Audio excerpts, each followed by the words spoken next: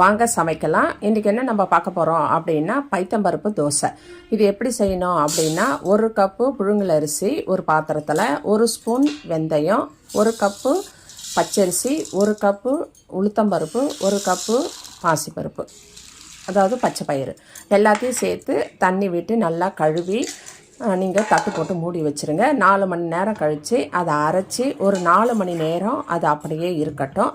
அது நல்லா உப்பி வந்திருக்கும். அதுக்கப்புறம் அதை கரைச்சி உப்பு போட்டு கரைச்சிக்கோங்க. உப்பு போட்டு கரைச்சிட்டு நல்லா தோசைக்கல் சூடான உடனே அதை தோசையை மிதமான, அதாவது ரொம்ப திக்கும் இல்லாமல் ரொம்ப மெல்லிசும் இல்லாமல் திட்டமாக ஊற்றிக்கோங்க. ஊற்றிட்டு அதன் மேலே நல்லா துருவிய வெங்காயம் நல்லா தூவி விடுங்க. தூவிட்டு அதன் மேலே கேரட்டை நல்லா துருவி எடுத்து அதையும் தூவி விடுங்க.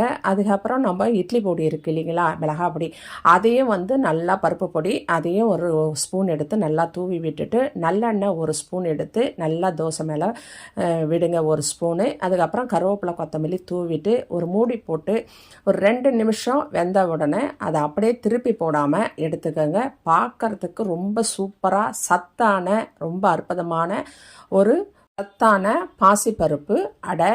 இதுக்கு தொட்டுக்கிறதுக்கு புதினா சட்னி ரொம்ப சூப்பர் காம்பினேஷனாக இருக்கும். ஒரு முறை செஞ்சு பாருங்கள், உங்கள் எல்லாருக்கும் பிடிக்கும்.